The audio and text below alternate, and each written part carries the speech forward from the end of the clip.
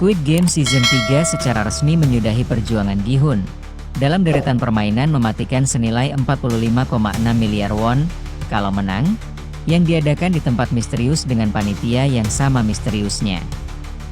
Squid Game 3 seperti yang kita tahu, adalah lanjutan dari cerita Squid Game Season 2, yang ditutup dengan aksi pemberontakan Gi-hun dan beberapa player lainnya. Sayang, pemberontakan itu berakhir kacau, di mana Gi-hun kehilangan sahabatnya dari dunia nyata dan harus kembali ke permainan. Sedangkan frontman, yang sempat menyamar sebagai pemain, sekarang kembali ke peran utamanya sebagai Game Master. Setelah peristiwa pemberontakan itu, kini Gi-hun dijaga ekstra ketat oleh para pinggard, agar tidak memicu gelombang pemberontakan susulan. Ia pun dipaksa mengikuti permainan sampai akhir. Di sisi lain, Detektif Jun Ho masih berusaha menemukan pulau, dengan bantuan nelayan yang menyelamatkannya di season 1.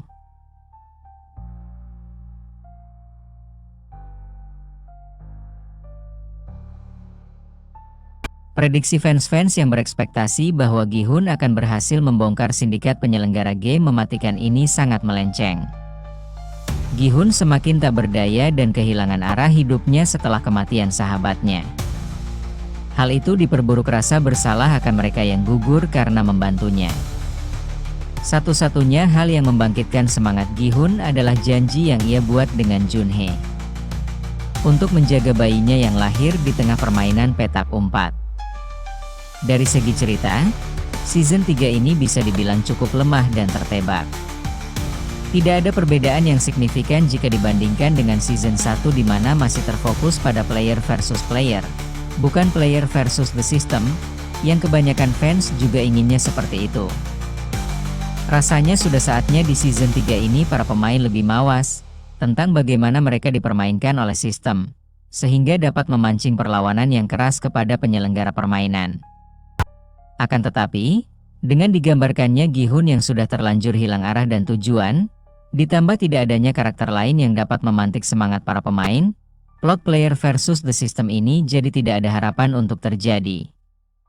Gi-hun hanya kembali kepada lingkaran setan permainan tanpa dapat melakukan hal yang berarti.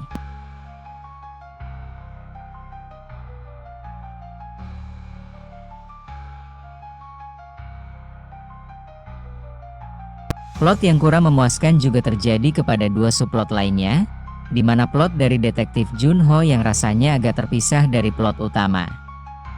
Jun Ho pada akhir cerita tidak dapat menghasilkan apa-apa, selain terpaku menatap realita peran kakaknya di Squid Game. Sama halnya terjadi dengan plot Noel. Ia yang dirasa paling memungkinkan untuk menghancurkan sistem permainan dari dalam, malah fokus ke misi pribadinya tanpa memperdulikan nasib para pemain. Hal ini juga berkaitan dengan perkembangan dari karakter-karakter yang sudah kita kenal dari season sebelumnya.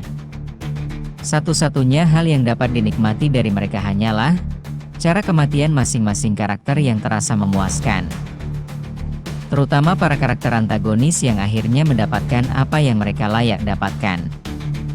Season ini masih gagal mengalahkan simpati penonton kepada karakter-karakter dari season 1 yang pastinya lebih besar. Hal lain yang kurang dieksekusi dengan baik juga ada pada bagian para VIP.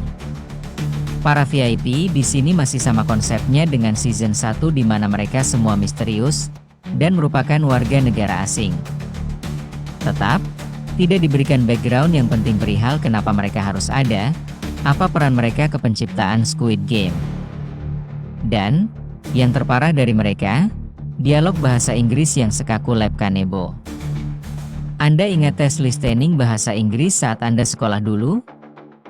Ya, dialog dan tektokan mereka agaknya menyerupai tes listening bahasa Inggris sekolahan. Tidak ada emosinya.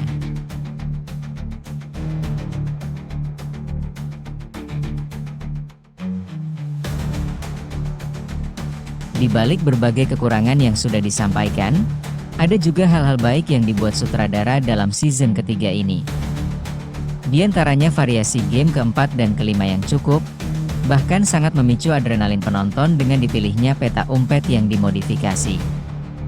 Ada juga permainan lompat tali yang simple, namun dapat menjadi sangat mematikan. Kedua permainan itu rasanya memiliki vibes yang sama dengan permainan kelereng dan lompat kaca di season pertama, dengan mekanisme yang mirip-mirip juga, yaitu penggunaan labirin tertutup dan jembatan untuk menyeberang dari pintu masuk menuju pintu keluar di permainan lompat tali. Dan juga final game yang tidak hanya menegangkan, namun dapat mempermainkan moral para peserta maupun penonton di layar kaca. Ujian untuk tim produksi yang konsisten, menciptakan color grading yang indah, playful, tanpa menyilaukan mata. Di akhir kisah ada cameo Cate Blanchett, yang jujur saja mengejutkan pemirsa. Squid Game bisa lanjut ke season 4 di Amerika dengan adanya Cate Blanchett.